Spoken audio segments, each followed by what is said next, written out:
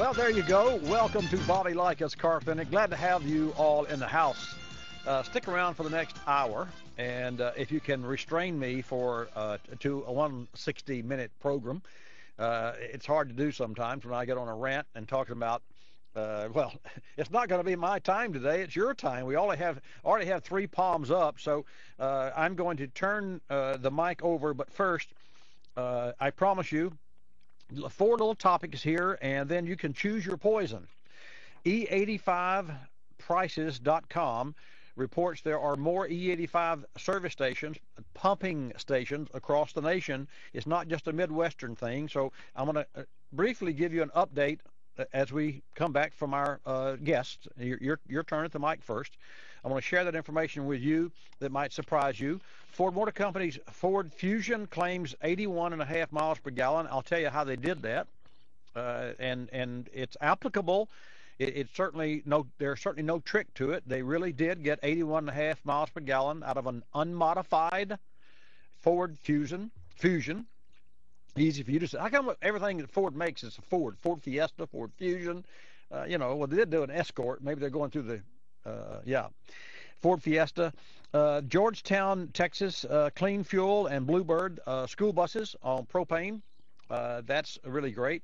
The Utah company creates a versatile SUV electric model, and GM plans deep, quick cuts in dealers and its plants. So those are things that we'll cover. But first, we're going to turn the mic to Ollie 163. Ollie, I don't know that you've ever been in the room or if you've ever been on the mic in Bobby Likis Car Clinic, but it's my pleasure to have you in the house today. Welcome to Bobby Likis Car Clinic on Paltalk.com.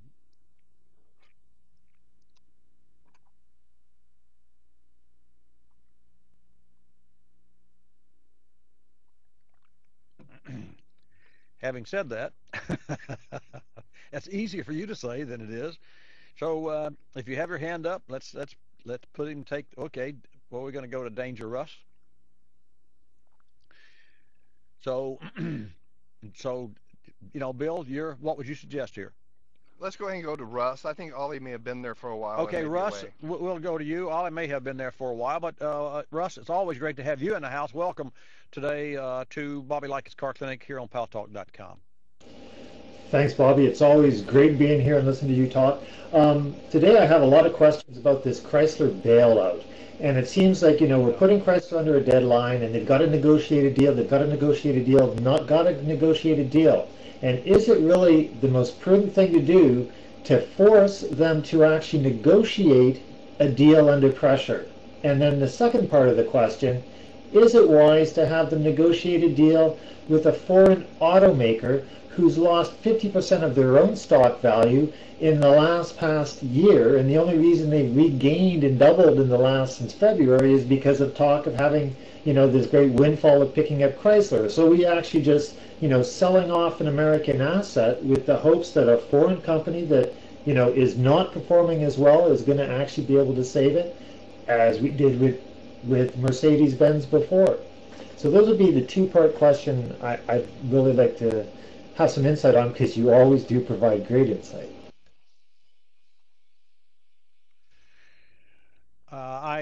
Thank you. I appreciate that. I have my own opinions, and from my own investigations and my ears, and we all listen through filtered ears. I listened to President Obama on television last night as he took questions from A to Z, and I thought he did an outstanding job answering those questions. I was specifically paying attention to his words and his wording of his words, because, as you know, anything and everything that you say in a court of law will be held against you, or could be held against you, and certainly anything that he says, can and will.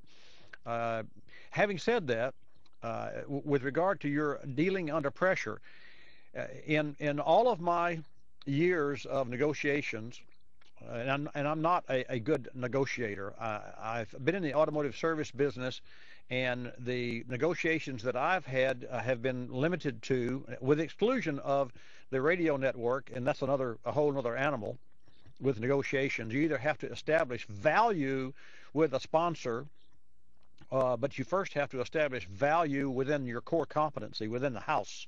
And once you establish a value for your product, and then you share that value and you see how that fit is with another company, and when you find two companies that have synergies, and the what is it, the sum of the parts, the whole equals more than the sum of the parts, and so that's takes precedence with me over negotiations.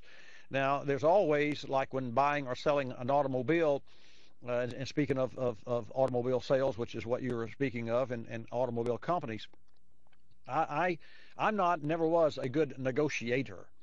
And so I believe that this is what the price should be, and it should be that. And if you want less, and I'm speaking now specifically of an automotive service, if the repair is $1,500 to repair your automobile, what's wrong with it, what's bleeding, and what's causing the bleeding, and what's associated with the bleeding, then that's fine. But if you say, well, I don't want to spend that kind of money, then you can start taking away and reducing and eliminate some of the add-on services that make sense now but just don't make sense within a budget. So what we have found is that the owners, and I'm not evading your question, I'm just laying some floor work, and for my answer to and my beliefs on dealing under pressure. I have found that our client has been the automobile, and all too often the owner gets in the way of the service of the automobile. Now, I'm sure that you may feel differently because you're not in the service business, but think of it this way. If you were to have open heart surgery, you'd want the best doctor. It would never be a price. This is the best doctor, best doctor. And even if you think you found the best doctor, you're going to get a second opinion, probably. You certainly are going to run a battery of tests before you get out the razor.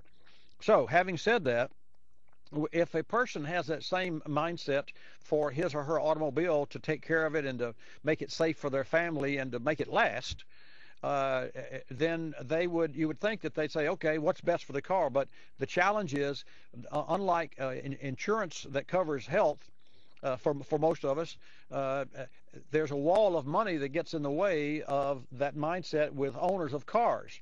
So all my life, I've had to deal with owners of cars that didn't understand what the car needed, didn't truly get what we were doing, and so somebody had to take a stand.